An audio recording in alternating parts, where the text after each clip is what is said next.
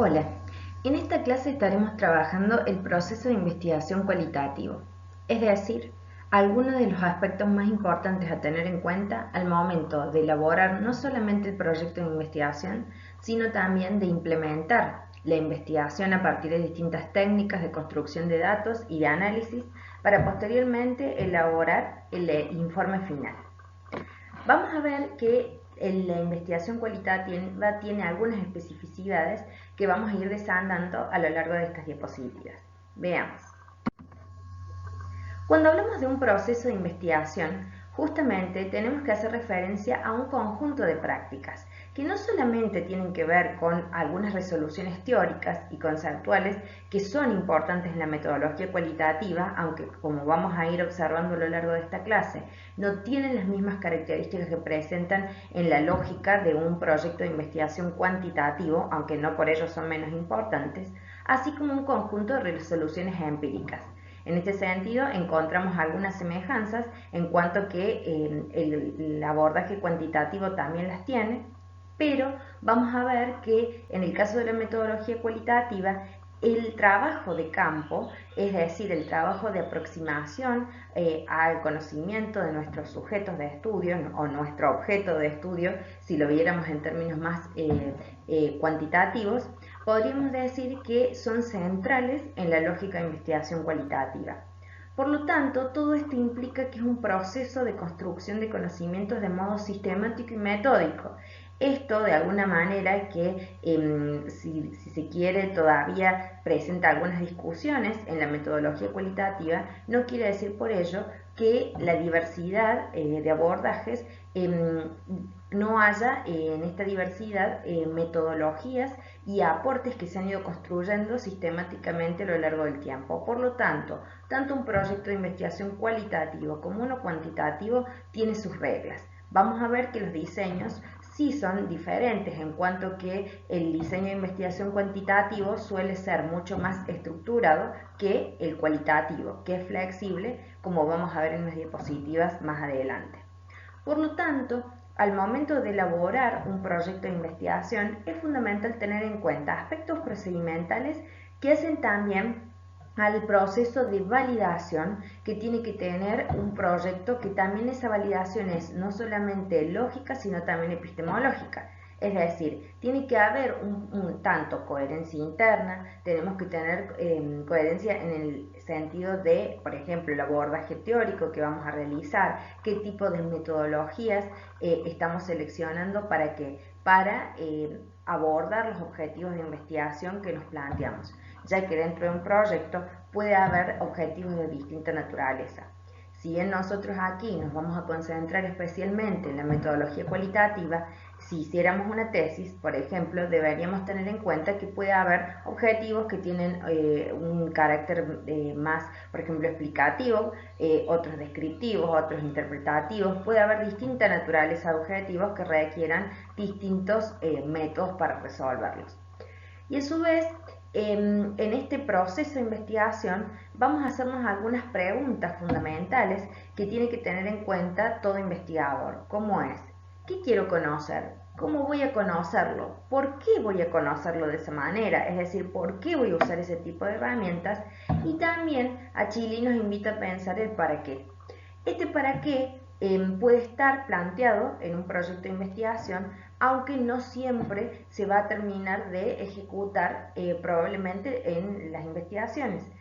Puede ser la finalidad en el fondo que tenemos, las aspiraciones que tenemos con este proyecto, pero no siempre vamos a concretarlo a partir de un proyecto de intervención.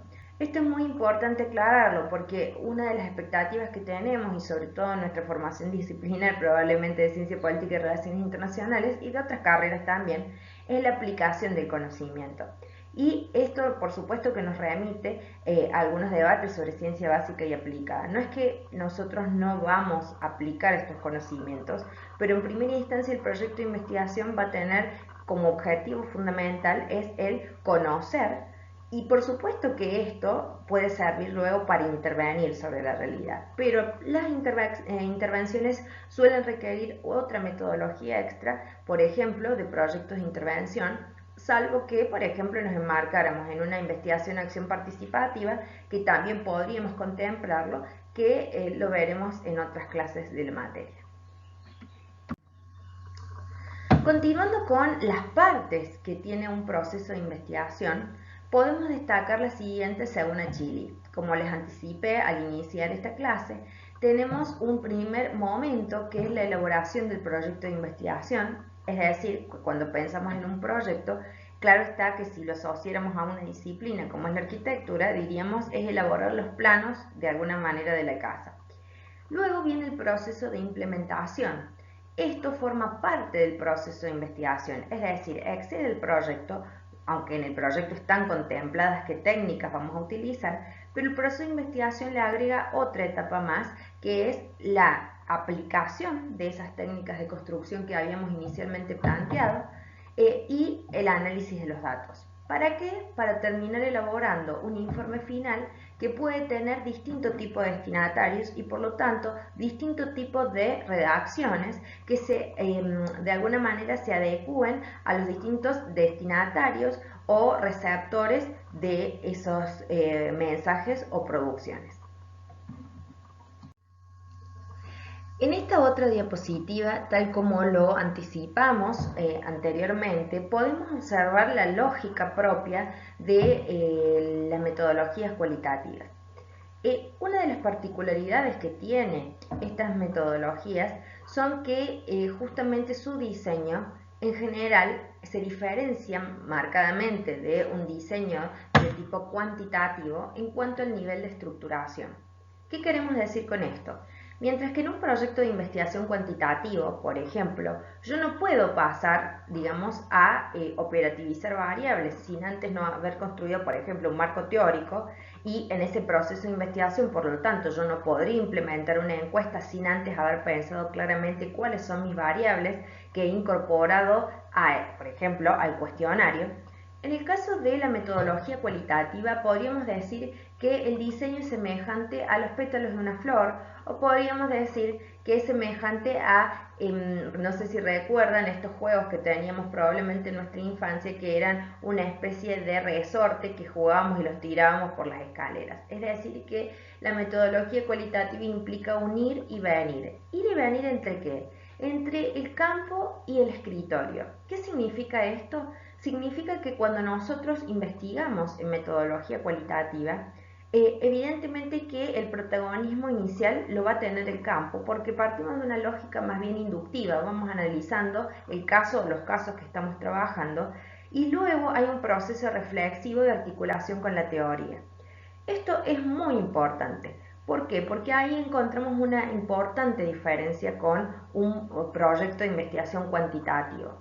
Mientras que en un proyecto de investigación cuantitativo nosotros vamos a tratar de derivar hipótesis a partir de un marco teórico previamente constituido y por lo tanto vamos a tratar de ver si se rechaza o no se rechaza nuestra hipótesis previamente concebida.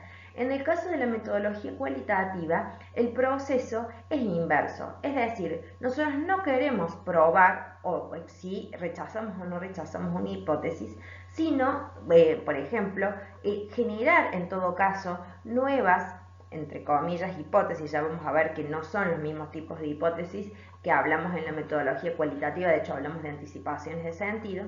Queremos generar nuevas preguntas, queremos explicar por qué y por lo tanto generar, si nosotros nos, por ejemplo, orientáramos desde la teoría sustantiva asociada a Gleiser y Strauss, podríamos decir que no es la intención entonces probar una teoría, sino en todo caso generar nuevas teorías.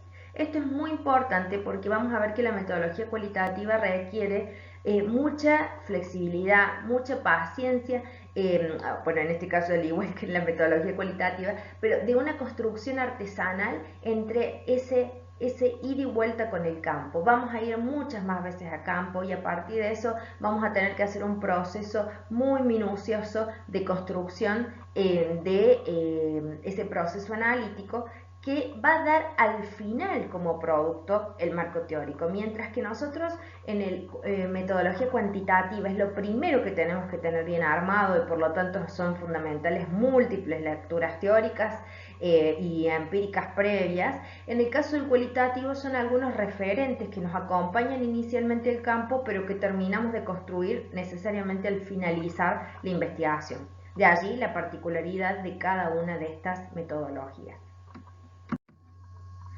En esta otra diapositiva podemos ver que al momento de resumir de alguna forma cuáles son las etapas más importantes del proyecto de investigación, es decir, ahora estamos entrando en una de estas muñequitas que he puesto, de estas mamushkas, tenemos en primer lugar lo que tiene que ver con una etapa importante en el proyecto, que son las definiciones teórico-conceptuales.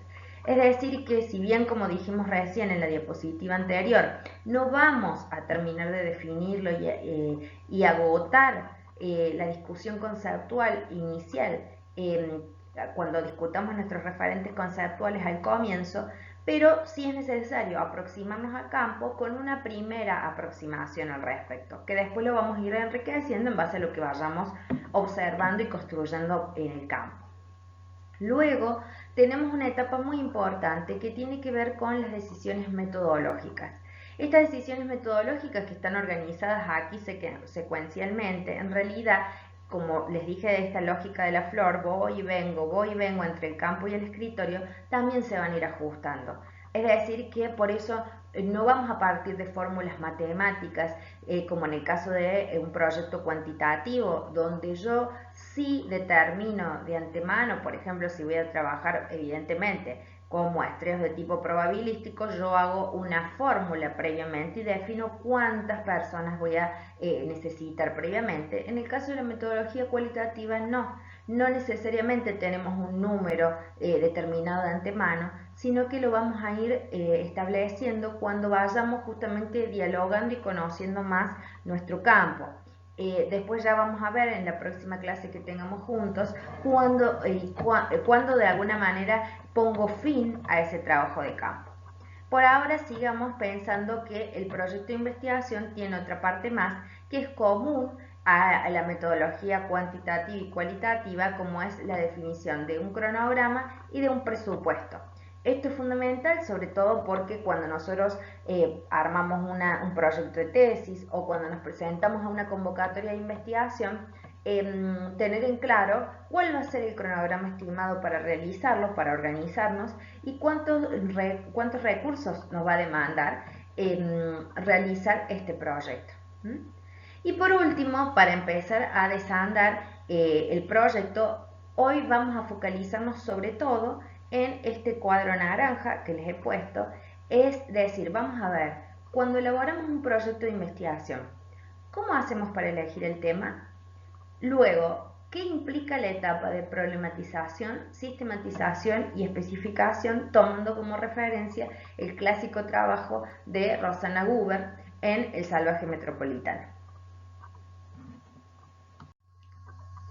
En esta diapositiva, como podemos ver, he incorporado una imagen que refiere a la coherencia interna del proceso de investigación y también, por supuesto, del proyecto como una de las partes de este proceso. Les he puesto de alguna manera este entramado porque significa que toda investigación tiene que tener una coherencia interna. Este aspecto es fundamental y es necesario tenerlo en cuenta. Vamos a ir viendo a lo largo de esta clase qué aspectos se relacionan entre sí dentro de, por ejemplo, en este caso, el proyecto de investigación, para que nosotros estemos atentos que cuando hacemos este proceso debería haber una consistencia entre cada una de las partes. Veamos. En esta diapositiva que les adjunto, vamos a ir viendo cómo, evidentemente, que partimos de una realidad o fenómenos sociales que estamos estudiando. A partir de ello, nosotros vamos a delimitar un tema, ya vamos a ver en qué consiste.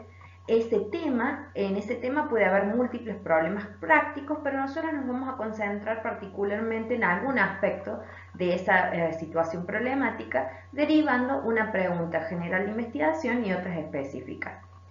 Los supuestos o anticipaciones de sentido, que ya vamos a ver de qué se tratan, estas respuestas que vamos a tratar de dar a esas preguntas, tienen íntima vinculación con la pregunta problema porque justamente son respuestas a esos interrogantes previos que nos planteamos. Como tenemos interrogantes y por lo tanto necesitamos seguir conociendo para poder dar respuesta, en la ciencia siempre partimos evidentemente de otros antecedentes y lecturas que hemos hecho de otros autores y en este sentido también lo hace la metodología cualitativa.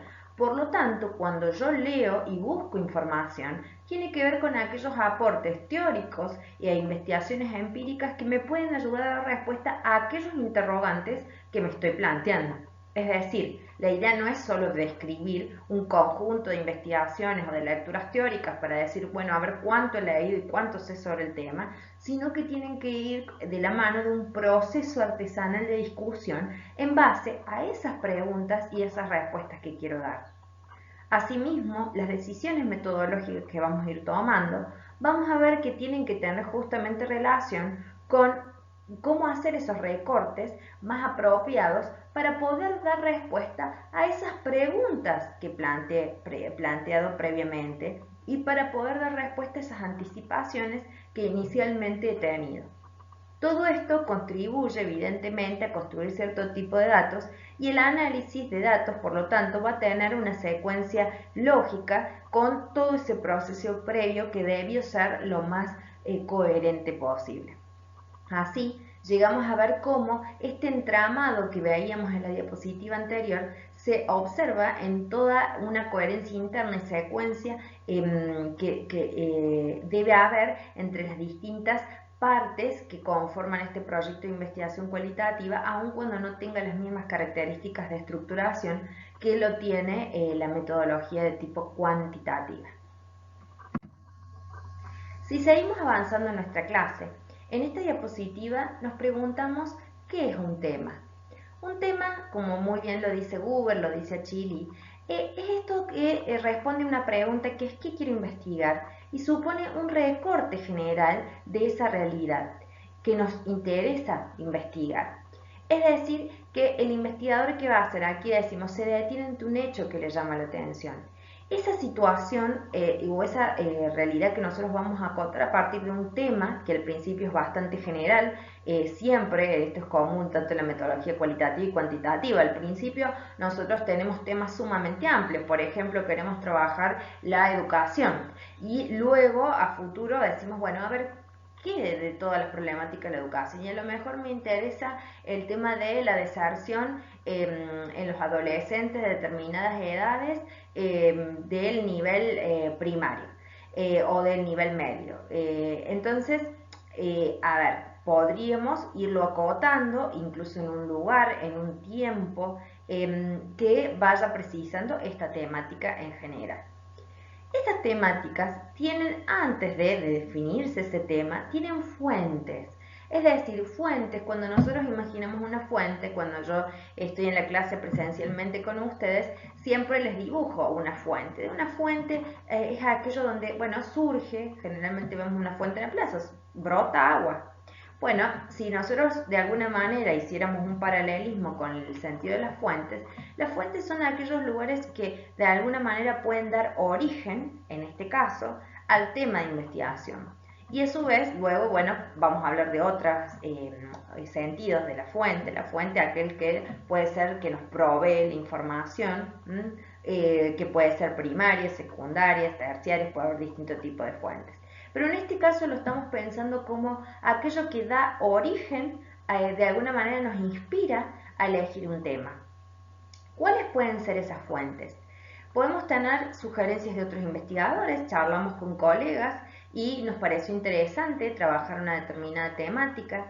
Puede ser que queremos leer, hemos leído materiales escritos, pueden ser libros, revistas, podemos haber visto algo que nos llamó la atención en la televisión, escuchamos en la radio, distintos tipos de lugares que pueden ser una fuente de interrogantes que puedan permitirnos plantear un tema de investigación.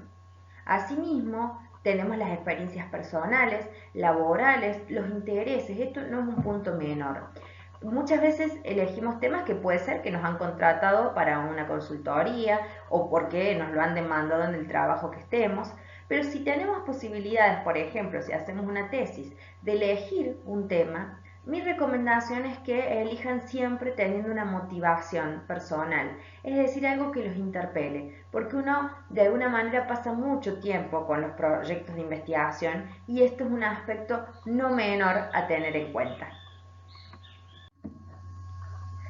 En esta diapositiva estamos viendo de alguna manera la lógica que de alguna manera orienta la definición de un tema. Como podemos ver, ahí aparecen algunos conceptos que ya trabajamos en la diapositiva anterior, como es el concepto de fuentes.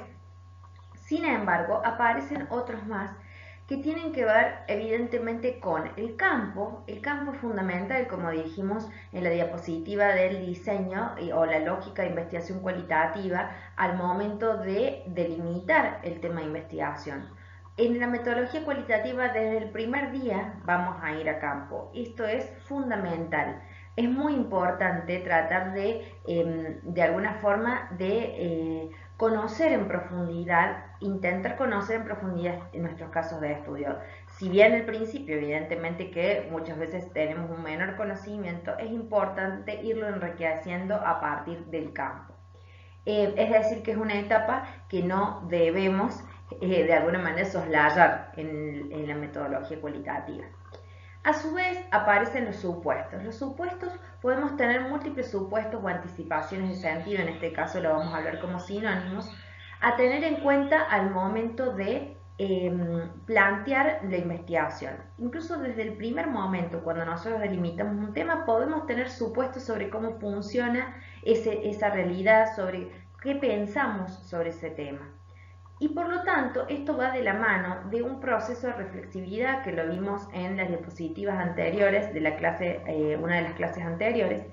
El proceso de reflexividad, este proceso de autosocioanálisis que dijimos como investigadores, es fundamental a lo largo de todo el proyecto de investigación. Por lo tanto, debemos tener en cuenta qué rol jugó también al momento de delimitar nuestro tema. Por ejemplo, como vamos a ir viendo en algunos ejemplos que les voy a poner en esta clase, en mi caso casi siempre he elegido temas que me motiven y que por lo tanto me han llevado a un proceso introspectivo previo que han sido fuentes fundamentales para al momento de pensar por qué elegí ese tema de investigación, por qué de alguna manera hacía esos recortes sobre esa realidad social. Entonces, este proceso es fundamental siempre y vamos a tener en cuenta que si bien se va a ir ajustando, como pueden ver en el cuadro gris que les he puesto, siempre el tema se va ajustando. Por supuesto que hay un momento también de cierre que uno dice, bueno, ya lo he delimitado, este es el tema que me interesa, pero saber que es un proceso flexible y que tenemos que ir ajustando en base a todos estos aspectos que van interactuando al momento de delimitar el tema. Por ejemplo, vamos a empezar pensando un tema. Yo acá les propongo un tema que supe trabajar para mi tesis doctoral. En ese caso, yo trabajé con el caso de Barrio Villa Libertador en la ciudad de Córdoba. Inicialmente este no era mi tema, claro está, pero lo fui delimitando en la medida en que yo fui accediendo a campo y también fíjense que fui teniendo lecturas teóricas al respecto. Inicialmente no necesariamente hablaba de segregación, de hecho no tenía demasiadas precisiones si hablaba de segregación, si hablaba de pobreza, si hablaba de marginalidad, qué conceptos iba a utilizar. Y también hablo de una construcción sociopolítica. Eso surgió justamente cuando yo fui accediendo a campo y planteé la necesidad de pensarlo de esta manera. Por lo tanto, este es un tema que lo fui delimitando con el tiempo. Yo acá les he puesto como ejemplo, por ejemplo, si quisiéramos estudiar la construcción sociopolítica de un territorio que tiene ciertas características de segregación, pero que a su vez en él habitan vecinos de distintas nacionalidades, fuimos delimitándolo, fíjense, ¿qué tuvimos en cuenta?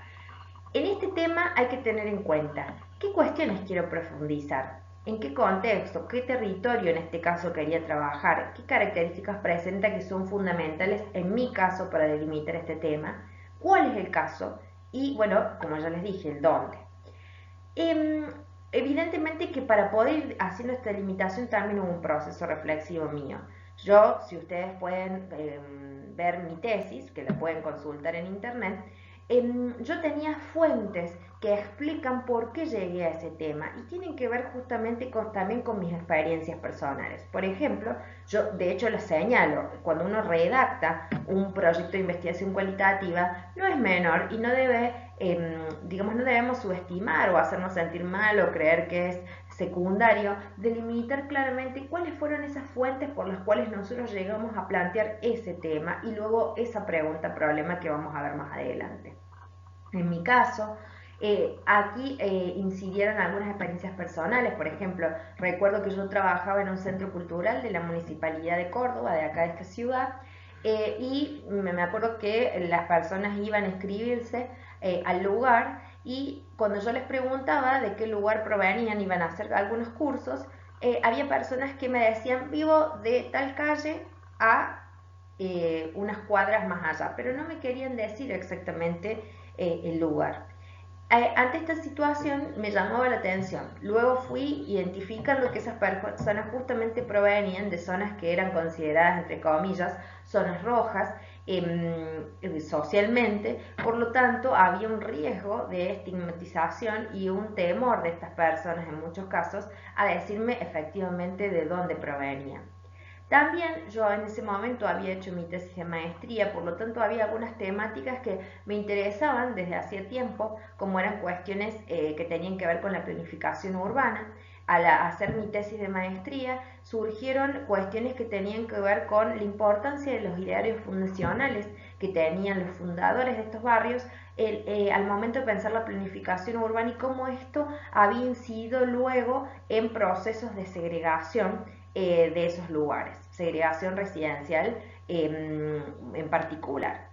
A su vez, de a poco se fue incorporando el tema de la preocupación por lo socioeconómico, porque en ese momento yo también estaba haciendo trabajo en distintas organizaciones sociales, donde una de las problemáticas fundamentales que observábamos era el tema de la situación de pobreza y exclusión por motivaciones socioeconómicas que inciden en los distintos territorios de la ciudad de Córdoba, así como mi participación en un grupo de investigación que por aquellos momentos trabajamos el tema de migración boliviana en Córdoba, sumado finalmente a la lectura de periódicos y otras lecturas teóricas que yo venía haciendo que me llevaban a interesarme por este tema.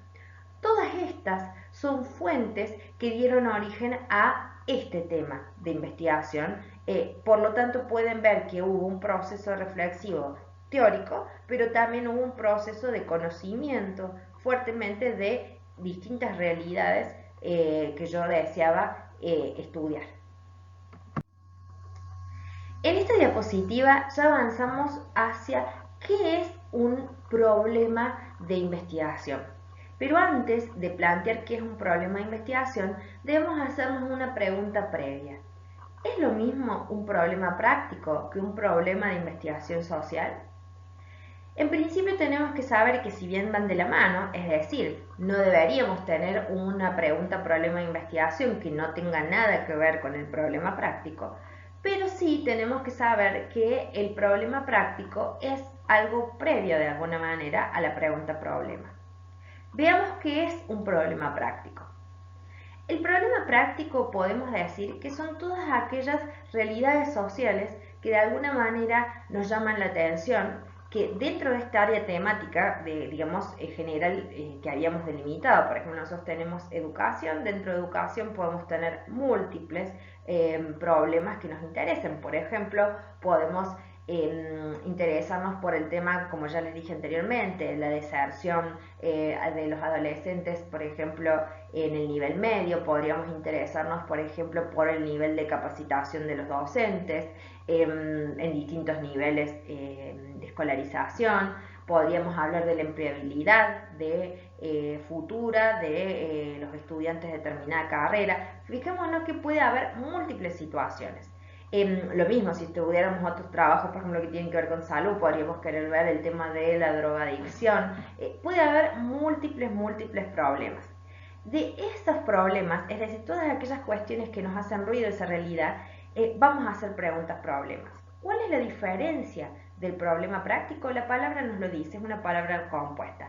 Hablamos de problema práctico porque justamente esos problemas están ahí, están en la realidad, no dejan de existir porque nosotros no nos interroguemos sobre ellos. Mientras que la pregunta problema de investigación ya sí nos habla de un interés investigativo en la cual el investigador tiene más protagonismo y por lo tanto focaliza en torno a esa multiplicidad de problemas prácticos, le puede llamar la atención sobre uno en particular y eso amerita a que se elabore una pregunta de investigación, es decir, la vaya acotando con un interés particular. Para poder llegar a plantear esta pregunta problema de investigación, en todo proyecto de investigación es necesario un pasaje o una instancia previa que es problematizar. Problematizar supone hacer una discusión, es decir, presentar a quienes van a leer ese proyecto de investigación cuál es la situación problemática que nosotros observamos en esa realidad que nos va a llevar a plantear esa pregunta problema de investigación. Por lo tanto, la pregunta problema general y aquellas que se van a desprender de esa pregunta tienen que ser una decantación bien clara de esa presentación previa que hicimos de la situación problemática, es decir, de las aristas que vimos como problemáticas, como interrogantes que nos llevaron a plantearnos estas preguntas. Si avanzamos con algunos otros ejemplos de problemas prácticos que podemos detectar en el campo, fíjense que, como les decía anteriormente, en mi caso, cuando yo trabajé en mi tesis, había múltiples problemas prácticos que podían interesarme. Por ejemplo, tenemos las tensiones que había entre organizaciones, por ejemplo, por el tema de disputar subsidios en un momento, en el campo que yo trabajaba, situaciones de discriminación que muchas veces se daban en las relaciones entre personas de distintas nacionalidades. También, por ejemplo, podíamos ver entre los propios, vecinos de la misma nacionalidad, por ejemplo, entre mismos argentinos, cómo se daban situaciones de discriminación en las relaciones o prácticas de agentes gubernamentales y los vecinos del barrio. O sea, puede haber multiplicidad de problemas en un territorio. Lo mismo sucede si pensamos en las relaciones internacionales.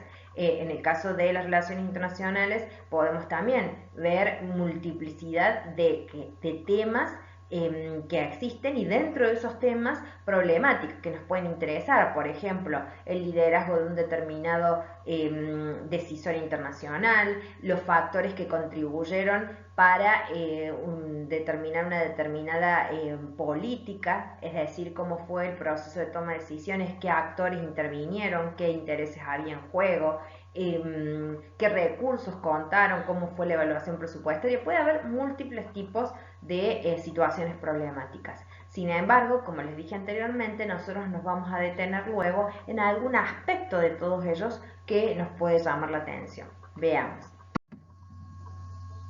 Como les dije previamente, nosotros esos aspectos que nos llaman la atención se van a ir delimitando en preguntas.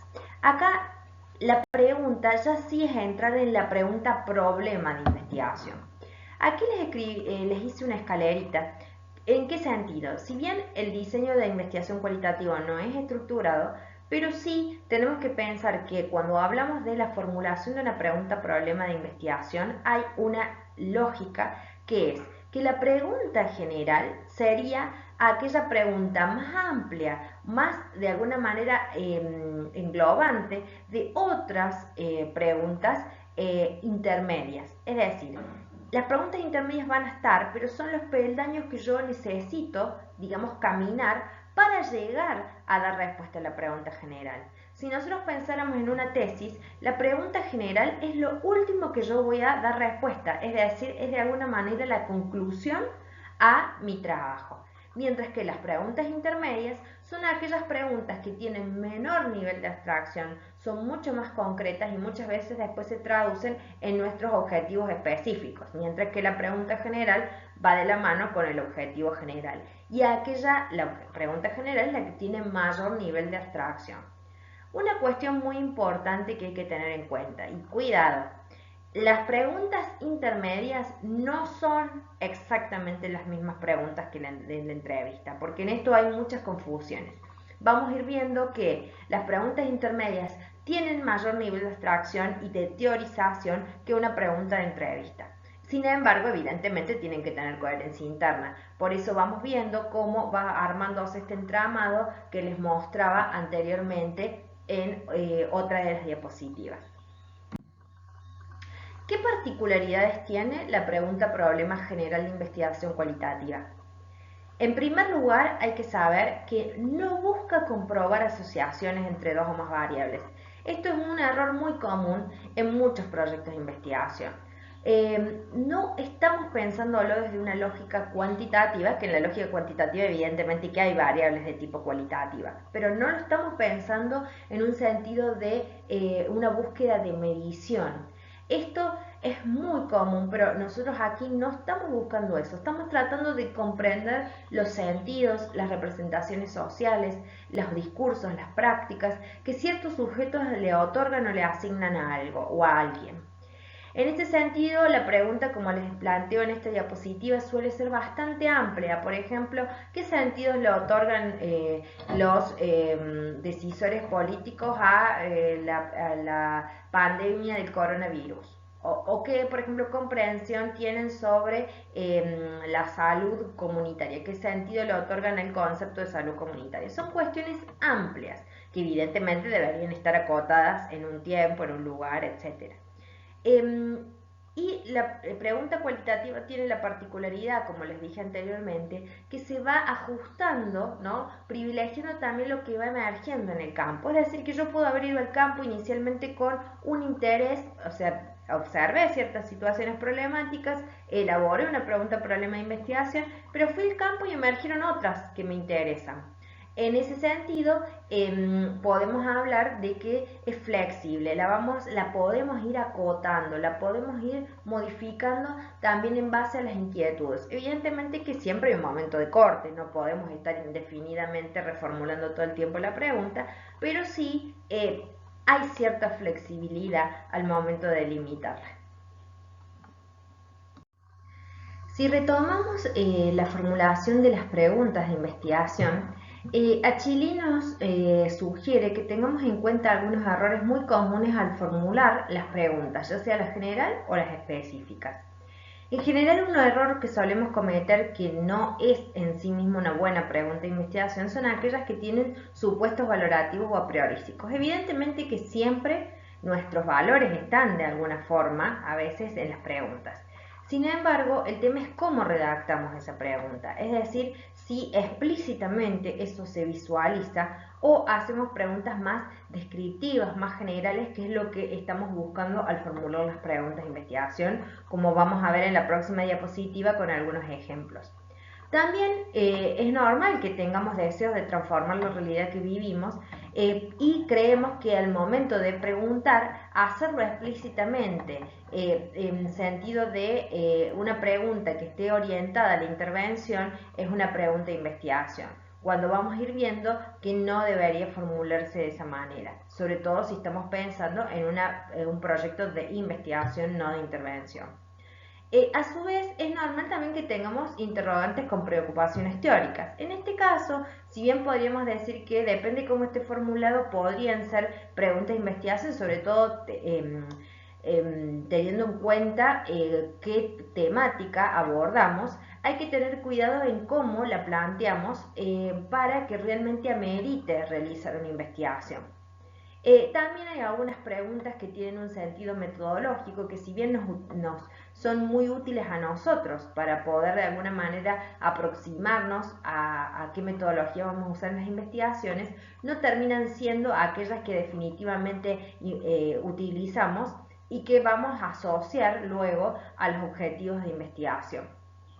Por supuesto que cuando formulamos las preguntas hay múltiples fuentes de esas preguntas. Evidentemente, como dijimos anteriormente, puede haber experiencias de vida, puede haber también relaciones que vamos teniendo en el campo con otras personas y vamos enriqueciendo esas preguntas, o por las lecturas de antecedentes, bibliografía, que puede hacer que algunas preguntas sean más teóricas que otras.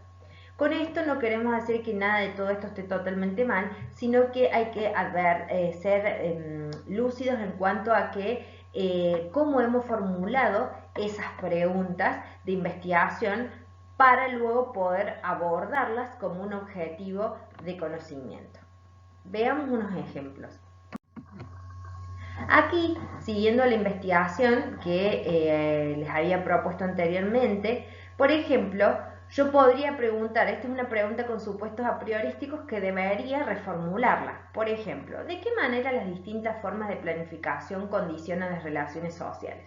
Yo ahí estoy partiendo de un supuesto, evidentemente, que la planificación condiciona las relaciones sociales. Si bien podríamos decir que evidentemente es una pregunta bastante amplia y que sin duda la planificación urbana de alguna manera puede tener relaciones, pero podríamos en términos cualitativos reformularla. Por ejemplo, decir primero qué tipo de planificación en el barrio, si los vecinos consideran que la planificación de alguna manera ha afectado de alguna manera sus relaciones sociales, es decir, que primero la idea es habilitar al otro que nos digan ellos si consideran que se da esa relación o no, no anteponiéndola nosotros previamente. Esto sí solemos hacerlo en la investigación cuantitativa. Sin embargo, en la metodología cualitativa buscamos preguntas más amplias que nos abran los sentidos de la perspectiva del sujeto. También tenemos preguntas en las que hay preocupaciones por transformar la realidad de las personas. Por ejemplo, podríamos preguntarnos, ¿habrá posibilidades de cambiar la situación de segregación residencial que viven ciertos grupos sociales? ¿De qué manera? Sin duda es una pregunta muy legítima, pero excede a una pregunta problema de investigación. De allí que podríamos llegar a reformularla, por ejemplo, cuáles son las significaciones que tienen los vecinos sobre su situación, si consideran que podría modificarse, de qué manera. O podríamos preguntarle esto mismo a un referente político, por ejemplo, cómo evalúa la situación de crisis que hay en un determinado país, a partir de ello cómo creen que podría intervenirse o modificarse esa realidad. Todo ello podemos investigar, sin embargo no con el sentido de que nosotros directamente vayamos a hacer la intervención. Otras preguntas que tenemos, por ejemplo, es aquellas que subyacen supuestos teóricos. Por ejemplo, ¿por qué en un determinado país que tiene una determinada política migratoria puede haber niveles diferenciales de integración y convivencia? Evidentemente que ahí nosotros ya estamos partiendo de un supuesto y un posicionamiento teórico epistemológico que es el tema de la integración y la convivencia. Eso implica que yo me estoy parando en en una perspectiva teórica.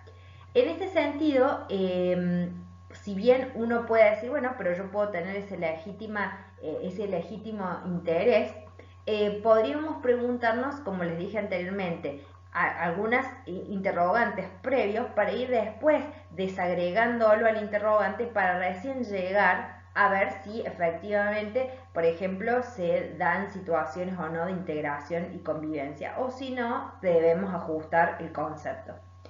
Y por supuesto también tenemos preguntas que subyacen preocupaciones metodológicas, como por ejemplo, ¿cómo podría captar los discursos de discriminación? Bueno, en este caso, si bien es una pregunta muy legítima, que de hecho la tenemos probablemente que incluir en nuestro diario de campo, o nos preguntamos qué técnicas podemos utilizar, estas no serían las preguntas intermedias que después las vamos a retomar como objetivos de conocimiento. Podemos, insisto, reformularlas, pero estas puntualmente, las metodológicas, se recomienda que las dejemos más bien para decisiones que nos van a acompañar en el trabajo. Las anteriores pueden ser reformuladas de manera más descriptiva para que podamos llegar luego a traducirlas en objetivos de conocimiento.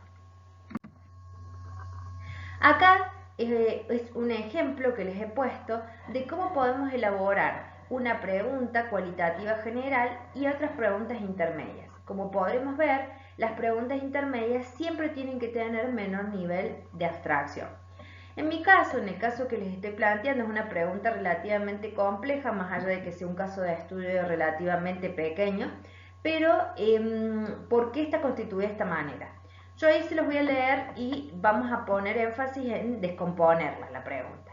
Por ejemplo, ¿de qué manera los responsables de las áreas de planificación urbana de la Municipalidad de Córdoba y los integrantes argentinos de distintas organizaciones de Villa Libertador construyen el barrio en tanto territorio caracterizado por sus condiciones de segregación residencial socioeconómica y composición migratoria, y en este sentido, qué tipo de relaciones encuentran dichas construcciones entre sí.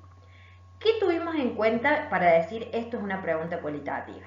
En primer lugar, estamos indagando sobre las significaciones que tienen dos unidades de estudio que estamos trabajando aquí, que son los responsables de las áreas de planificación urbana y los integrantes de argentinos de distintas organizaciones sociales del barrio que estamos trabajando.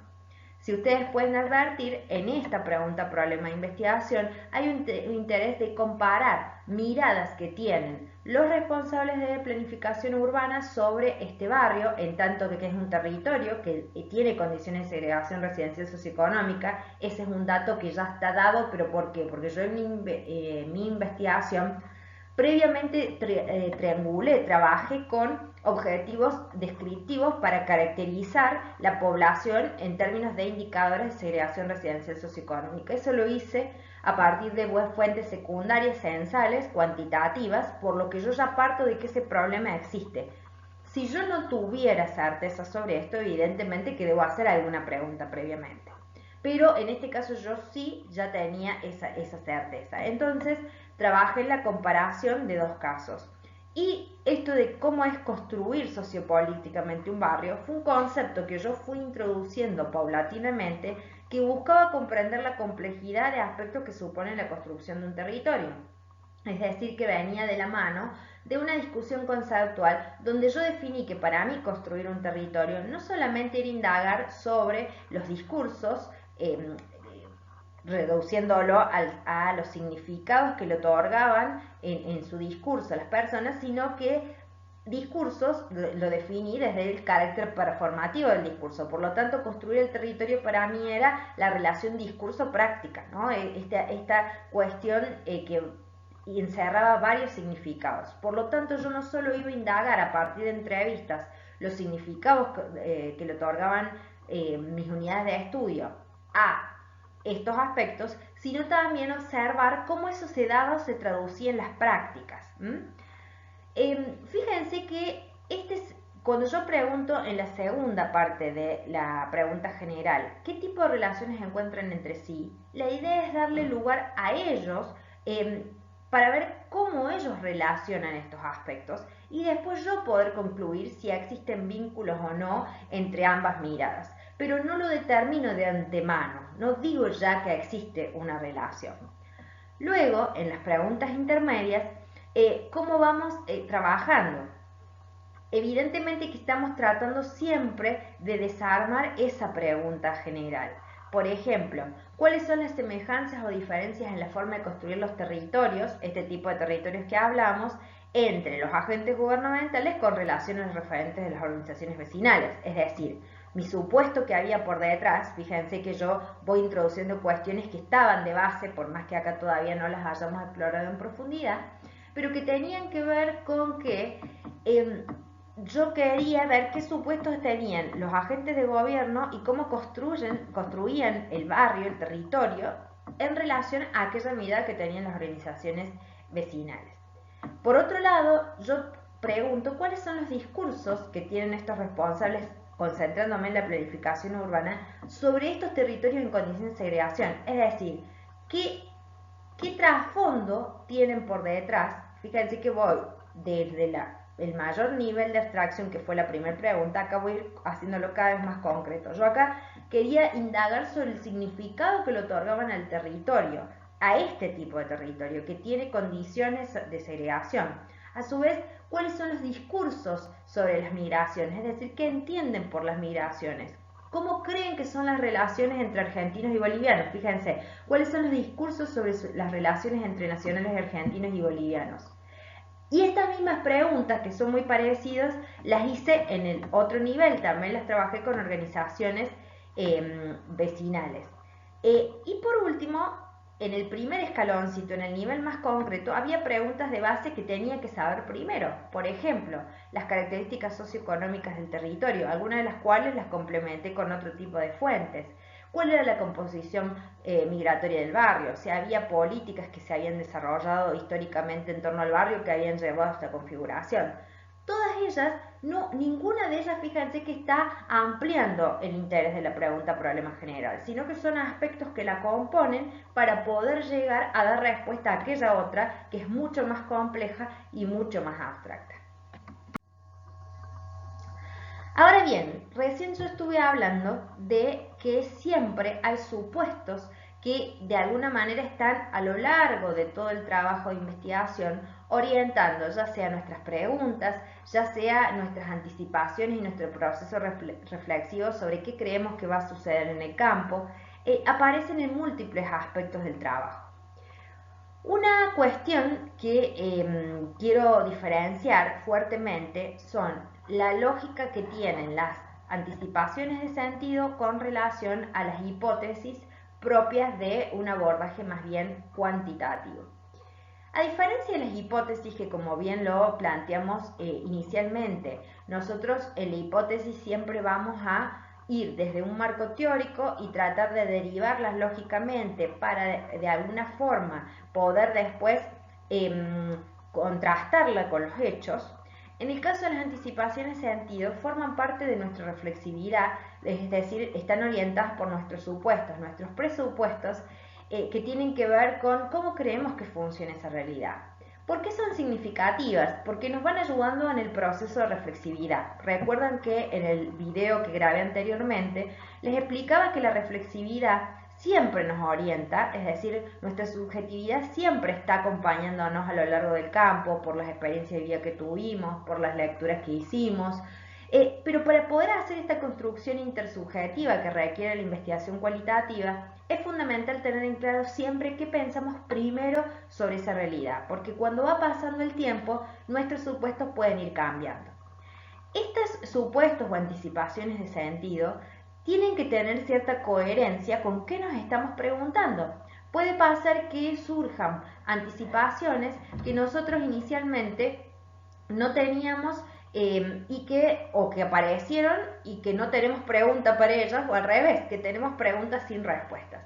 Hacer este ejercicio de cruce entre lo que son nuestras preguntas y nuestras anticipaciones puede ser una herramienta bien útil para ayudarnos a comprender si estamos siendo coherentes en nuestras búsquedas o tenemos que seguirlas profundizando en interrogantes y en lecturas teóricas y por supuesto en la aproximación al campo. Aquí tenemos algunos ejemplos de un trabajo que de alguna manera de articulación para revisar la coherencia interna que les invito siempre a hacerlo. Ver qué preguntas intermedias tenemos y qué anticipaciones están tratando de dar respuesta a esas preguntas. Por ejemplo, en este caso yo preguntaba sobre cuáles eran los discursos de los agentes gubernamentales sobre la planificación. Yo al principio creía que los agentes gubernamentales responsables de la planificación urbana entendían a estos territorios como producto de la falta de habilidad o de conductas o comportamientos individuales de ciertas personas en condiciones más desfavorecidas y que de alguna manera no valoraban tanto, digamos, la capacidad de acción de los propios vecinos de afrontar sus condiciones en el territorio. Fíjense que son presupuestos que yo tenía, no necesariamente quiere decir que eso sucedió al hacer las entrevistas, ¿no? Pero tienen que ver siempre con la pregunta que yo me hacía sobre ellos. En este caso el énfasis de esa pregunta intermedia era qué supuestos tenían ellos sobre el territorio sobre el cual intervienen, partiendo de la base que tiene estas condiciones de segregación. Y así con la otra pregunta y con cada una de las que me hice. Ahora bien, si avanzamos en el proyecto de investigación, podemos ver que hay una distinción sumamente importante que tenemos que diferenciar, pero que a su vez se complementan entre sí. Un aspecto a tener en cuenta es si existen diferencias o semejanzas entre las precisiones conceptuales y los antecedentes empíricos, que en el caso del abordaje cuantitativo conformarían parte del marco teórico.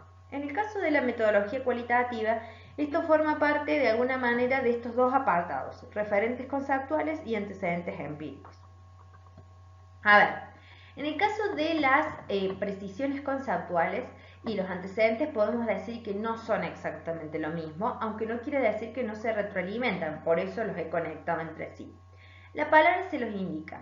Los antecedentes empíricos, que es una palabra compuesta, justamente son investigaciones que trabajan desde un menor nivel de abstracción para poder probar, si en el caso que sean cuantitativas, o tratar de indagar o profundizar sobre cuestiones emergentes que permitan generar teorías en base a investigaciones concretas sobre distintos temas.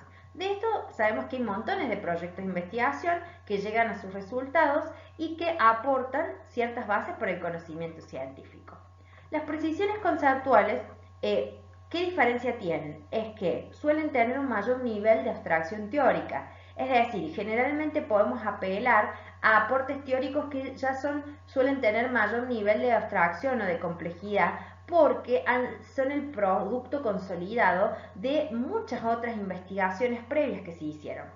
Con esto no queremos decir que el antecedente empírico no se remita, claro está, a otras discusiones conceptuales que a ustedes les pueden servir y decir, supongamos, en esta investigación citaron a determinado autor que a lo mejor tiene toda una discusión teórica que puede ayudarnos y después lo complementamos en el marco teórico. Es decir, en lo que serían las precisiones conceptuales en el caso de la metodología cualitativa. En el caso de la metodología cuantitativa sería el marco teórico en un sentido estricto. ¿Y por qué pongo tanto énfasis en esta diferencia entre marco teórico y precisiones conceptuales y los antecedentes? Porque en el caso de la metodología cuantitativa, vuelvo a insistir, el marco teórico actúa prácticamente como un corset, es decir, de alguna forma nos indica que así vamos a construir teóricamente el objeto y lo vamos a tratar después, en base a esa construcción lógica, probar empíricamente. En cambio, en el caso de la metodología cualitativa, estos referentes pueden ir cambiando a lo largo del tiempo. Les vuelvo a recordar, lo que nosotros conocemos como marco teórico en la metodología cuantitativa, en la cualitativa se termina de definir hacia el final, inclusive cuando hemos agotado el trabajo de campo y las lecturas teóricas que dan explicación a esos resultados. Una cuestión muy importante a tener en cuenta es que tanto las precisiones conceptuales como los antecedentes empíricos forman parte de discusiones que no son una traslación acrítica de los planteos. ¿Qué significa esto? No es que en esos apartados del proyecto de investigación nosotros vayamos a describir simplemente el planteo del autor. No es esto lo que se pide, sino que es una construcción. ¿Cómo vamos a ir construyendo? Vamos a ir construyendo en base a los interrogantes que tenemos que tienen que ver con nuestra pregunta problema de investigación general y nuestras preguntas específicas. Es decir, que vamos a tener que apropiarnos de alguna manera de esa producción de otros autores, por supuesto con su debida citación, y a partir de eso hacer una construcción artesanal que dé cuenta sobre nuestra realidad. Recordemos que esos investigadores probablemente no trabajaron en el mismo contexto que nosotros y casos de estudio que estamos abordando nosotros ni las fechas. Por lo tanto, es importante hacer esta adaptación en base a nuestros propios interrogantes. Veamos cómo funciona en las próximas diapositivas. Al momento de iniciar la discusión en este caso de los referentes conceptuales, hay un aspecto muy importante que señala Guber, que son los procesos a tener en cuenta al momento de hacer esa discusión, que tienen que ver con tres etapas. Por un lado, lo que se conoce como problematización, por otro lado, la sistematización y finalmente la especificación. Vamos a ver, a partir de un ejercicio que vamos a trabajar en las próximas diapositivas, que en la problematización lo que nosotros vamos a hacer es sobre todo elegir y poner el énfasis en cada concepto que conforma la pregunta problema de investigación. Vamos a tratar de hacer explícito cuál es la intención al momento de elegir cada uno de esos conceptos, cuáles son los supuestos teóricos o de sentido común que de alguna manera están haciendo que los definamos de una manera u de otra. Luego, en el proceso de sistematización, vamos a ver que no solo nos quedamos con separar o descomponer el sentido de cada término, sino que evidentemente esto se engloba en discusiones conceptuales de distintos niveles explicativos que ayudan a discutir y precisar esos conceptos. Y por último tenemos el proceso de especificación, es decir, esta discusión de esos términos que a su vez englobamos con teorías, digamos, que hemos ido leyendo, no pueden estar nunca aislados, por esto todos estos procesos se hacen todos en simultáneo, pero analíticamente los hemos ido diferenciando. ¿Qué es la especificación? La especificación consiste en articular estas discusiones evidentemente con la especificidad que tiene nuestro caso de estudio. Entonces vamos a ir haciendo esta relación. ¿Se acuerdan cuando les expliqué esto de el resorte? Bueno, en este caso vamos a ir y volver en esta lógica cualitativa entre la discusión teórica, el proceso reflexivo teórico, con lo que observamos en el campo, donde se conjugan las reflexividades propias y de nuestros nativos, si seguimos el concepto que hemos trabajado en las clases anteriores. Esto nos va a permitir esta construcción intersubjetiva que caracteriza a la metodología cualitativa. En esta diapositiva simplemente lo que he querido resaltarles es que cuando nosotros construimos estos conceptos no debe ser una construcción caprichosa solamente en base a nuestros deseos supuestos solamente teóricos que no tengan que ver con las características del fenómeno que estamos trabajando, es decir, en este caso nuestros sujetos de estudio tienen ciertas subjetividades que tenemos que tratar de dar cuenta de la mejor manera posible, es decir, aproximarnos de la mejor manera posible a la interpretación de estos sujetos, ya sean sus discursos, prácticas, y no precipitarnos en juicios teóricos previamente en base a, digamos, deseos propios o correr el riesgo de alguna manera determinar o anteponer ciertas teorías o asignar ciertos conceptos a realidades que muchas veces no tienen que ver con lo que nosotros le estamos forzando a esa realidad de decir. Esto me parece que es un tema no menor, que muchas veces es complejo porque uno en la misma reflexividad que tiene a veces le cuesta mucho el extrañamiento. Cualquier cosa se remiten al video anterior donde explicaba este concepto. De allí la importancia de ser conscientes sobre este aspecto. Al momento de iniciar la discusión teórica de nuestras precisiones conceptuales, siempre es necesario tener en claro que cuando nosotros discutimos las teorías, siempre hay distintos supuestos epistemológicos, teóricos y metodológicos y por supuesto axiológicos que han seguido los investigadores que nosotros vamos a seleccionar para dar la respuesta a esa pregunta o preguntas que de alguna manera están en el trasfondo de nuestro proyecto de investigación. Cualquier cosa sobre estas diferencias pueden remitirse a la primera clase que tuvimos en la materia, donde diferenciamos cada uno de estos supuestos.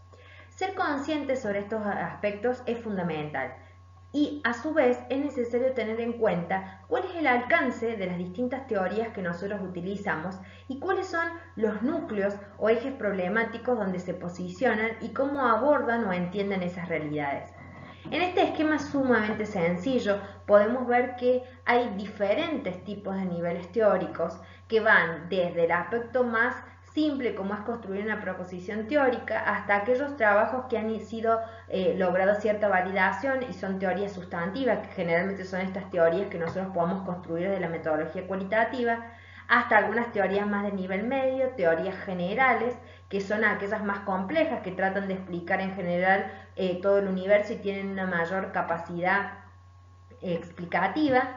Y por supuesto que cada una de ellas se enmarca en distintos paradigmas o formas de abordar esas realidades.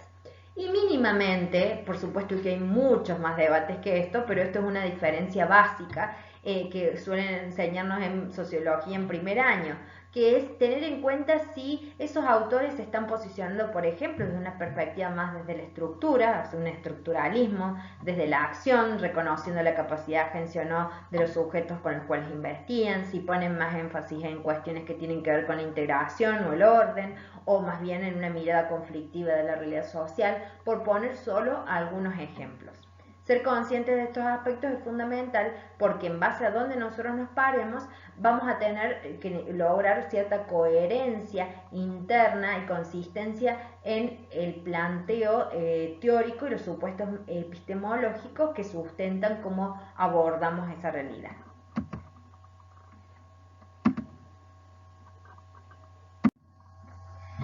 Si avanzamos en lo que tiene que ver con el proceso operativo de discusión de las precisiones conceptuales, podemos decir que el primer proceso aquí es de problematización, lo que les comenté en las diapositivas anteriores.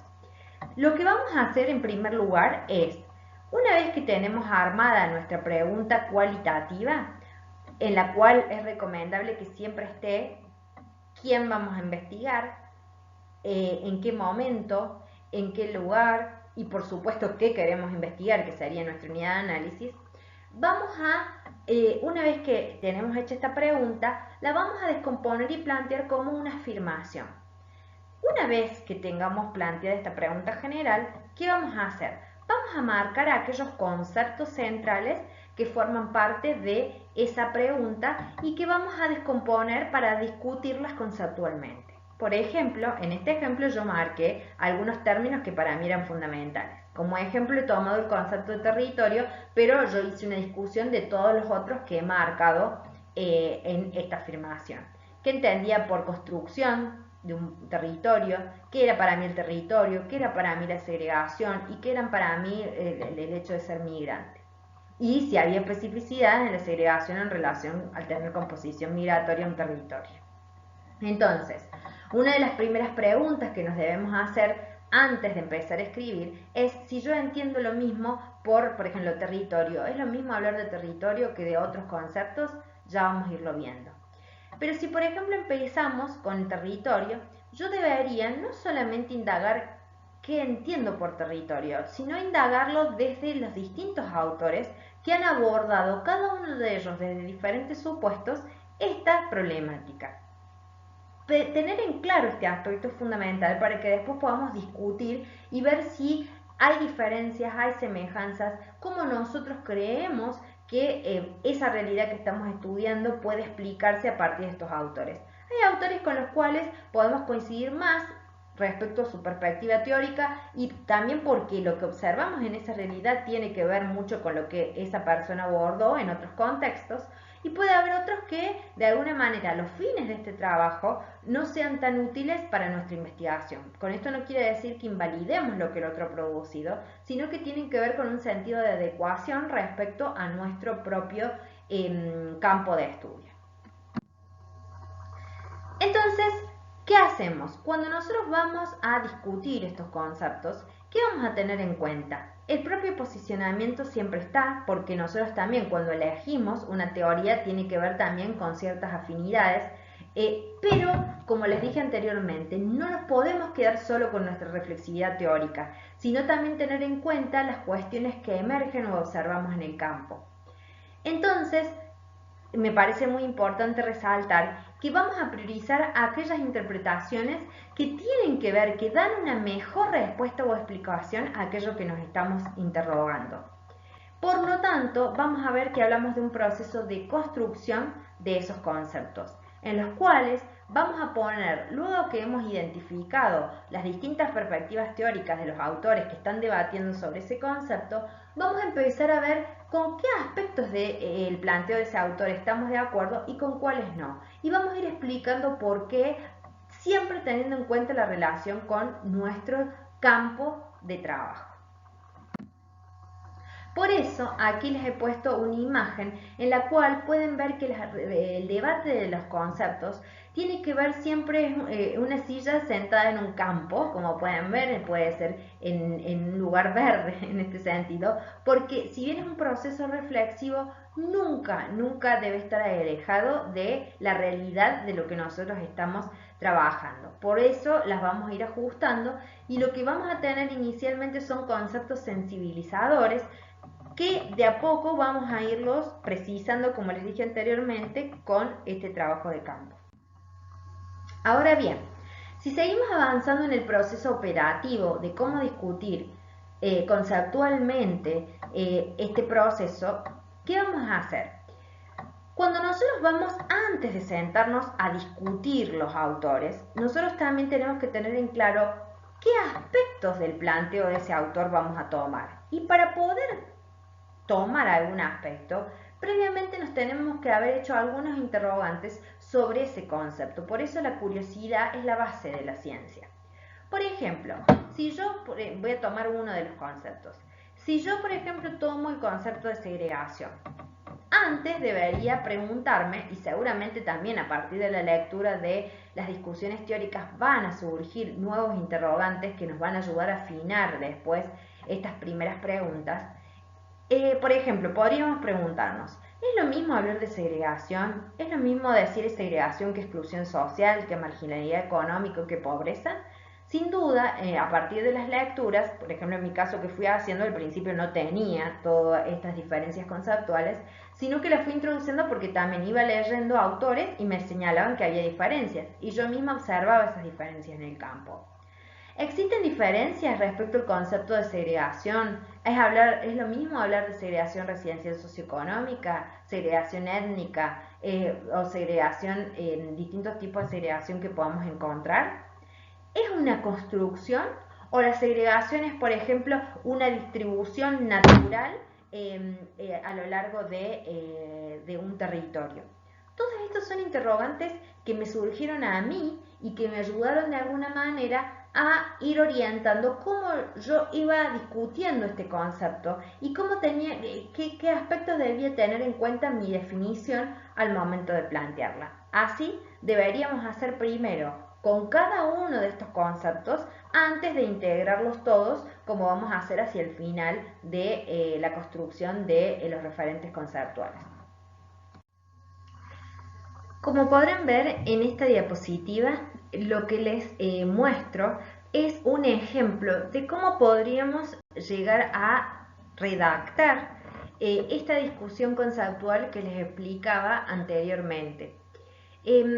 Una de las posibles formas de construir esto tiene que ver primero con aclarar qué concepto vamos a debatir y qué interrogantes subyacen de alguna manera en el planteo que vamos a tratar de dar respuesta a partir de la discusión conceptual. Es decir, si tuviéramos que graficar las ideas, sería primero plantear cuál es el concepto y qué interrogantes se nos generaban a través de él, y luego empezar a indagar, a presentar brevemente algunas de las posturas teóricas sobre ese concepto que nos interesa recuperar, pero siempre tratando de dialogar en base al interrogante anterior que hemos planteado. Una vez que hemos hecho esta presentación, la idea es que nosotros tomemos una postura al respecto, indicando con qué aspectos estamos de acuerdo y con cuáles no. Como vamos a ver en la próxima diapositiva, al finalizar ese texto, que ustedes después pueden leer con mayor detenimiento, podemos ver que la definición conceptual tiene que ver justamente con una construcción que fuimos haciendo, es decir, no debería surgir una definición que no tenga que ver con algún autor previamente discutido. ¿Por qué? Porque ahí tendríamos una inconsistencia interna. Por ejemplo, cuando yo discutía mi concepto de territorio, yo, por ejemplo, cuando hablo que es una construcción sociopolítica, dinámica y multiescalar, por poner solo un ejemplo, esto tenía que ver porque yo en mi campo de estudio observaba que en los territorios había múltiples capas de actores, en este caso agentes de gobierno municipal, provincial, nacional, a su vez las organizaciones sociales, o sea, había múltiples escalas que convivían en la construcción de este territorio. Este concepto tiene que ver con, luego lo pude traducir en un concepto que lo ha trabajado el autor Manzano Fernández, que yo discutí previamente en mis referentes conceptuales. Y así con cada una de las partes que componen esta definición. Como pueden ver, yo he sacado algunas flechitas indicando que cada una de esas partes que componen la definición no salieron de la nada, sino que tuve que discutirlas previamente para llegar a terminar de armar una definición artesanal propia que tiene que ver con las particularidades del campo que yo estaba trabajando. Por eso, a no tener miedo en el sentido de que no es trasladar acríticamente, por ejemplo, una definición de un diccionario. Eso no son las precisiones conceptuales, sino que es una discusión teórica, artesanal, consciente y crítica en base a las preguntas que nosotros nos hemos planteado previamente. Por último, una vez que nosotros hemos ido discutiendo cada uno de los conceptos de manera separada, esto es una recomendación, me parece muy útil, que nos hace Rosana Guber en su libro El salvaje metropolitano. Una vez que hemos discutido los conceptos, no debemos olvidarnos de relacionarlos entre sí, porque evidentemente esto se relaciona, la realidad es mucho más compleja que un conjunto de conceptos por separado, sino que tienen que articularse en un planteo que finalmente formará parte de la respuesta tentativa a esa pregunta-problema que nos hemos planteado. Por supuesto que en el caso de la metodología cualitativa, al finalizar vamos a volver sobre estos referentes conceptuales, los vamos a terminar de ajustar y por lo tanto esos referentes conceptuales de alguna manera van a anticipar la respuesta final que surgió justamente de esa elaboración entre el proceso del campo y el escritorio. De allí la importancia de que haya cierta coherencia entre nuestros posicionamientos teórico-epistemológicos y la interpretación que vamos haciendo de ese campo, porque por ejemplo, si nosotros partimos de un posicionamiento crítico al momento de entender los territorios y la segregación, sería muy llamativo que, por ejemplo, en otra parte de las definiciones conceptuales, por ejemplo, el momento de entender las migraciones, no tuviéramos una mirada crítica y tuviéramos una idea que contrastara en lo epistemológico con el enfoque, por ejemplo, crítico, el abordaje crítico que realizamos en el otro concepto. Por eso vamos a ir viendo que todo se relaciona entre sí. La concepción que yo tengo ontológica sobre, por ejemplo, un determinado concepto va a permear necesariamente la relación con el otro. Hay que ver cómo funcionan entre sí y eso es lo que tenemos que trabajar en las discusiones conceptuales. Ahí les pongo, para no extenderme mucho más, un ejemplo en el cual yo terminé de integrar todos esos conceptos a partir de una reflexión que antes tuvo toda una discusión teórica en los referentes conceptuales. Por último, para esta clase, un aspecto importante a tener en cuenta es cómo hacemos para redactar los objetivos de investigación y si son lo mismo o no que las finalidades. Podemos decir que hay una diferencia, como ya lo introduje previamente. La diferencia es que los objetivos de investigación justamente tienen que ver con acciones de conocimiento que nosotros queremos realizar, mientras que las finalidades tienen que ver con propósitos, es decir, ¿para qué? Por ejemplo, si yo tengo como objetivo describir las prácticas y relaciones escolares por ejemplo, en el contexto de un aula de nivel inicial, supongamos determinado colegio, no es lo mismo que la finalidad. La finalidad puede ser que yo quiero contribuir indirectamente al mejoramiento de las prácticas, por ejemplo, de la didáctica del aula en el nivel inicial de tal colegio. Pero el objetivo tiene que ver con acciones de conocimiento que yo voy a investigar. Para redactarlos es importante tener en cuenta qué verbos vamos a utilizar. Generalmente se comienza con un infinitivo y la idea no es elegir cualquier verbo, sino aquello que responda a la acción de conocimiento que quiero hacer. Por ejemplo, si yo quiero describir, la palabra probablemente más adecuada sea justamente describir. Ahora, si yo quisiera, por ejemplo, explicar qué sucede en una determinada situación, no sería lo mejor, por ejemplo, utilizar el verbo, por ejemplo, criticar o evaluar, sino que debemos ser precisos al momento de qué verbo voy a elegir. Y por supuesto que estos pueden irse ajustando en base a las necesidades que tenemos a lo largo del proceso de investigación. Aquí les he puesto un ejemplo para que vean la coherencia que debe haber entre las preguntas intermedias de investigación y los objetivos de conocimiento. Por ejemplo, yo uno de mis interrogantes intermedios que tenía era primero reconocer cuáles eran los agentes principales relacionados a la planificación urbana municipal. Por lo tanto, el objetivo que le corresponde es identificar los agentes gubernamentales municipales que tienen directa incidencia en la planificación urbana de los territorios. Aquí fíjense que yo he integrado con otra pregunta intermedia, puede ser que yo tenga muchas preguntas y la idea es irlas agrupando. Lo recomendable es no tener tantas preguntas intermedias. Es decir, podemos agruparlas en unas 5 o 6 preguntas como mucho, porque si nosotros hiciéramos una tesis, cada una de estas preguntas intermedias se van a traducir en objetivos de conocimiento que después vamos a tener que dar cuenta con un capítulo. Imagínense si tuviéramos 20 preguntas intermedias, serían una tesis inmanejable prácticamente con muchísima cantidad de capítulos. Lo recomendable es que sean pocos y podemos llegar a agrupar varios de ellos entre sí. Bueno, ahora sí, hemos terminado con esta clase. Les agradezco la paciencia y cualquier consulta que tengan, no duden en escribirnos al foro de consultas de la materia o también por mensajería interna. Cualquier cosa quedamos a su disposición para lo que necesiten. Que estén muy bien y que tengan buena semana.